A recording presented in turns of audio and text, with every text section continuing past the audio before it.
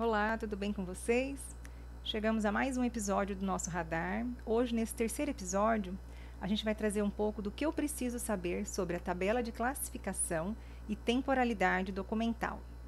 Sejam todos bem-vindos a mais este episódio, preparado pelo Núcleo de Gestão Estratégica para Resultados e que visa disseminar as boas práticas da gestão estratégica. Para quem ainda não me conhece, eu sou a Isabela Tomen, médica veterinária, fiscal estadual de defesa agropecuária, e junto com o nosso colega Roberto Luiz, a gente vem trabalhando com a trilha de aprendizagem. E o radar vai fazer parte da trilha, que é um conjunto contínuo de ações destinado ao desenvolvimento de pessoas. E junto com o escritório de gerenciamento de processos da CEPLAG, a gente vem então construindo e propagando conhecimento das partes interessadas sobre a implementação do mapeamento de processo, e assim a gente pode criar a consciência coletiva sobre a importância da nossa missão. Bem, vamos começar então falando um pouco sobre o sistema de gestão de documentos. Na CEPLAG, através do Arquivo Público de Mato Grosso, é ela que tem a atribuição de orientar todos os órgãos públicos da administração direta e indireta do Estado sobre a política de gestão de documentos. Então, com a finalidade de padronizar a execução dos serviços públicos, foi elaborado o Plano de Classificação de Documentos. Então, o que a gente entende por arquivo? O arquivo, dentro do sistema de gestão de documentos, é um conjunto de documentos ou produzido ou recebido por uma pessoa física ou jurídica no exercício de suas funções e atividades. E então, quando a gente preparou os radares anteriores, que a gente falou dos diagramas, da sequência lógica das nossas atividades, em algum momento a gente ou produz ou recebe documento que vai dar sustentação como evidência e materialidade daquelas atividades. Quando falamos sobre documentos utilizados no dia a dia do nosso trabalho, podemos defini-los como um registro, e esse registro ele pode ser em meio físico ou digital, e contém informações sobre o assunto de interesse da organização ou de um indivíduo. Então, Isabela, qual é a importância do arquivo? Ele tem uma grande importância administrativa, porque ele é indispensável para tomadas de decisões, avaliação e controle das decisões e ações empreendidas, na defesa dos interesses administrativos, legais, financeiros, jurídicos e técnicos de uma instituição. Então, ele é a materialidade e a evidência que aquela atividade foi realizada. E por quanto tempo eu vou ter que guardar aquele documento? Então, agora a gente vai descobrir um pouco do ciclo de vida de um documento. Todo documento passa por um ou mais períodos, que são caracterizados pela frequência e tipo de utilização que é feita dele.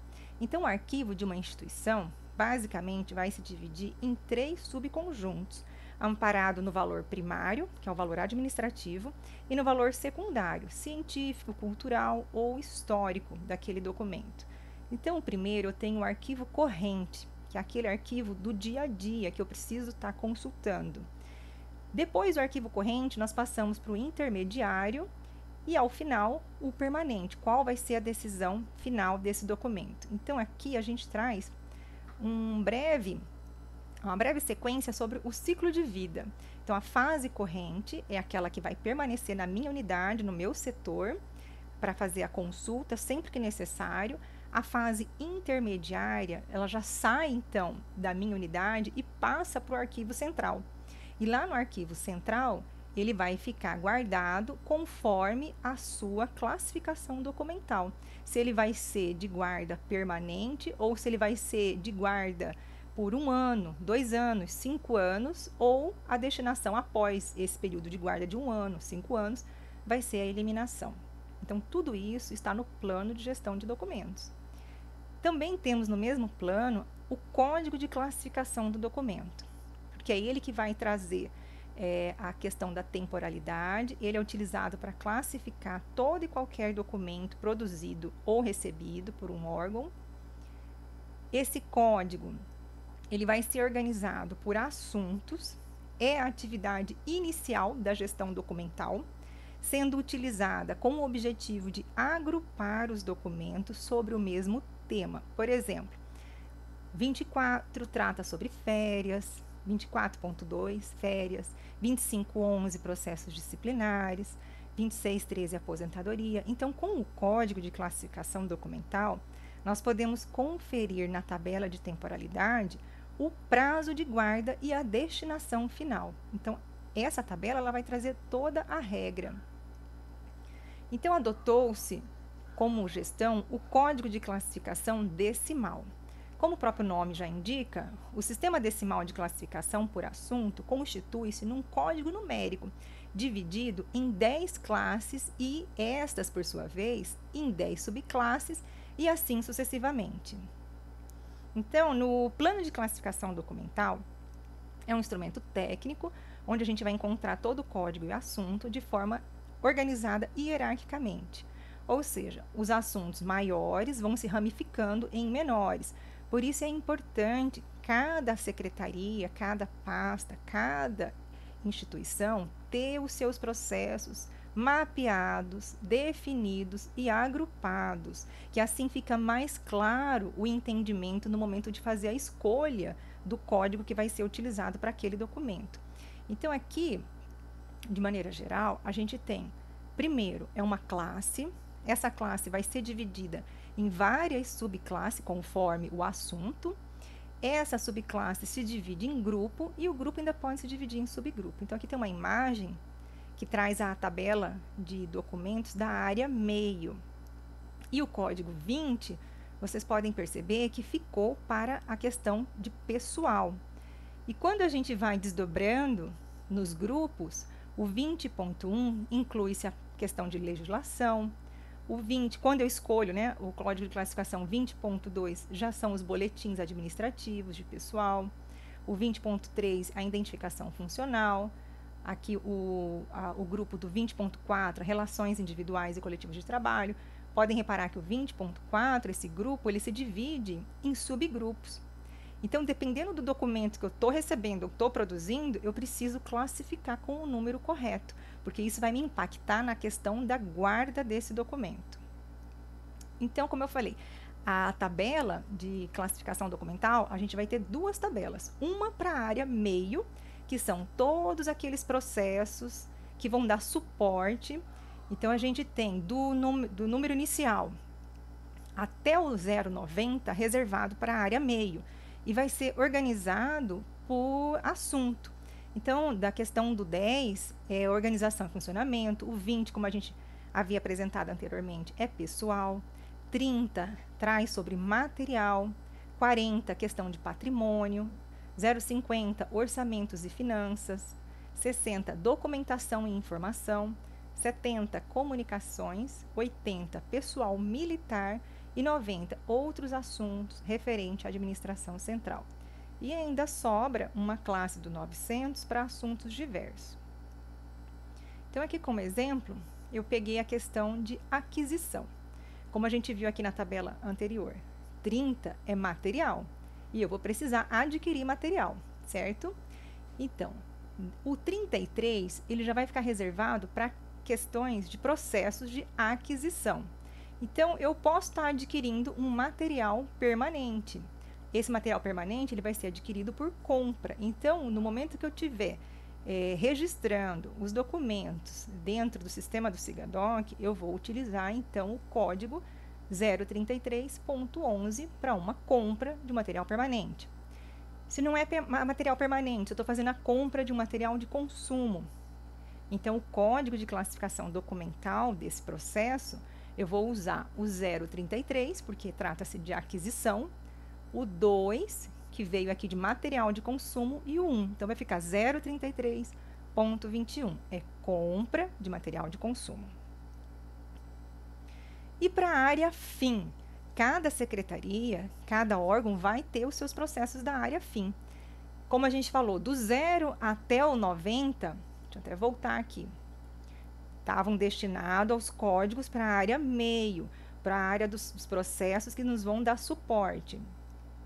E para os processos da nossa área finalística, nós vamos dividir do 100 até o 800, conforme também a classificação. Então, para todos do 100 até o 199, vai ficar para a estratégia de governo, tecnologia de informação.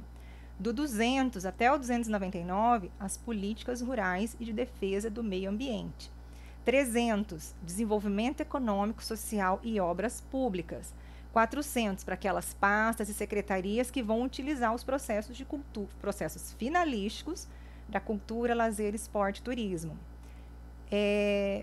500, as secretarias que vão trabalhar com os processos finalísticos de educação, ensino e pesquisa. 600, a administração fazendária. 700, processos finalísticos da saúde, cidadania e assistência social. E 800, os processos finalísticos da segurança pública, justiça e direito humano. E como é que essas classes se desdobram? Então, aqui, a área fim também traz a sua tabela de códigos de documentos. Como a gente havia visto aqui, do 200 está reservado para os documentos de política rural e de defesa do meio ambiente. Então, o nosso instituto trata da defesa agropecuária. Então, a gente ficou com o código. Eu vou deixar as duas tabelas disponíveis na descrição desse vídeo. E eu fiz um recorte no que cabe para a gente do Instituto de Defesa Agropecuária. Então, do 240 até o 249, vai estar referindo aos documentos dos processos finalísticos do INDEA. Então, se eu estiver trabalhando com a defesa, o 240, inclusive a defesa, esse 240, ele precisa ser desmembrado em outras subclasses. E mais para frente eu vou explicar como é que a gente pode fazer essa alteração de uma tabela. Então, se eu vou estar trabalhando aqui com o controle da raiva, eu vou utilizar o código de classificação para os documentos deste processo da área finalística como 241.1.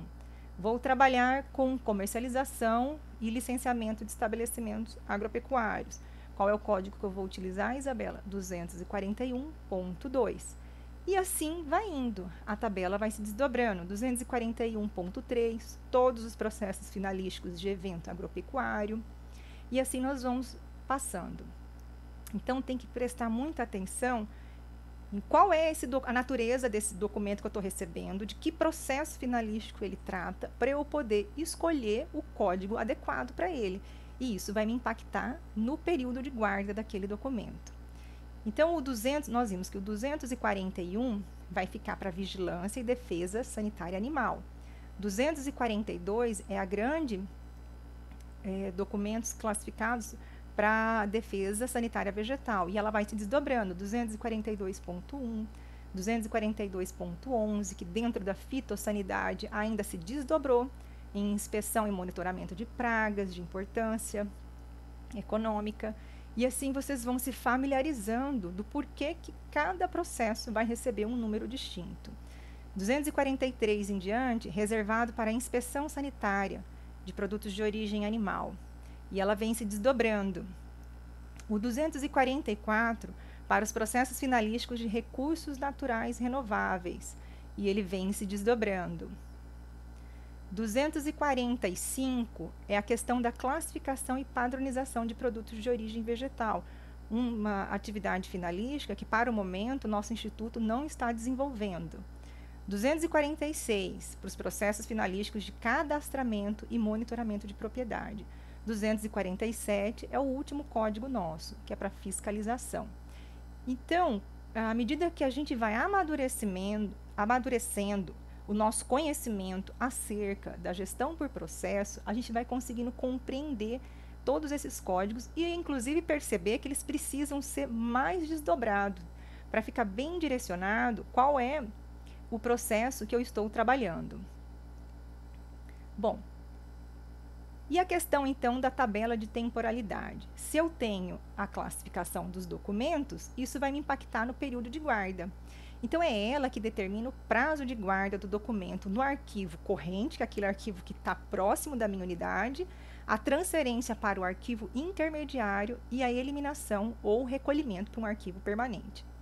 Então, dentro da tabela, ela começa com a questão dos códigos e, no final, a segunda parte dela traz a questão da guarda do documento.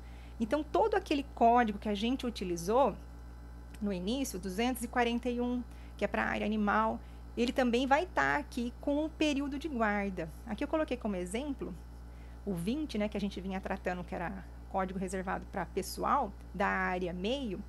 Então, tudo que trata a questão de normas, aqui o 20.1, por quanto tempo ele vai ficar no meu arquivo corrente? Enquanto vigora. Depois, no período do arquivo intermediário, eu vou guardá-lo por 5 anos. E a destinação final é guarda permanente. O 20.3, Isabela, aqui trata sobre identificação funcional. Quanto tempo ele vai ficar, então, no arquivo corrente da unidade da coordenação de gestão de pessoas, enquanto o servidor permanecer. Essa é a regra. Então, tá aqui. É o setor, tá lá no arquivo corrente. Depois, vou passar para o arquivo intermediário e a destinação final, né? Ele vai ser eliminado no momento que o servidor é desligado. Então, para cada código de classificação de documento, eu tenho um equivalente para a questão da temporalidade deste documento. Então, qual código de classificação você vai usar daqui para frente quando fizer o acesso ao SIGADOC? É exatamente neste local, no momento que você está incluindo um novo arquivo, produzindo um novo documento, vai ser sempre necessário identificar qual a classificação representa aquele documento, porque essa regra de negócio da temporalidade, ela já faz parte da plataforma do SIGADOC. Então, tenham muita atenção, porque dependendo do código, vai ser um período no seu arquivo corrente, vai ser um período para o arquivo central. E como eu havia dito, né, essa tabela, ela sofre atualizações. Cada secretaria tem o seu comitê permanente de avaliação de documento e gestão da informação. Aqui no Instituto, a gente tem a portaria 124, que traz, então, o nosso comitê. E à medida que a gente está trabalhando com os processos, fazendo mapeamento e levantando, toda necessidade de atualizar ou desdobrar um daqueles códigos, a gente já está anotando e já está levando para o comitê. Então, assim que foi feita alguma atualização na tabela de temporalidade, a gente vai divulgando e avisando a todos. Assim, a gente encerra, né, mais este radar. Espero ter colaborado e auxiliado na compreensão de todos pela questão da boa utilização da tabela de classificação documental. Agradeço pela participação de todos. Deixo aqui o convite para que assistam os radares e os outros vídeos das nossas oficinas anteriores. E desejo uma boa semana, bom trabalho a todos. Até a próxima!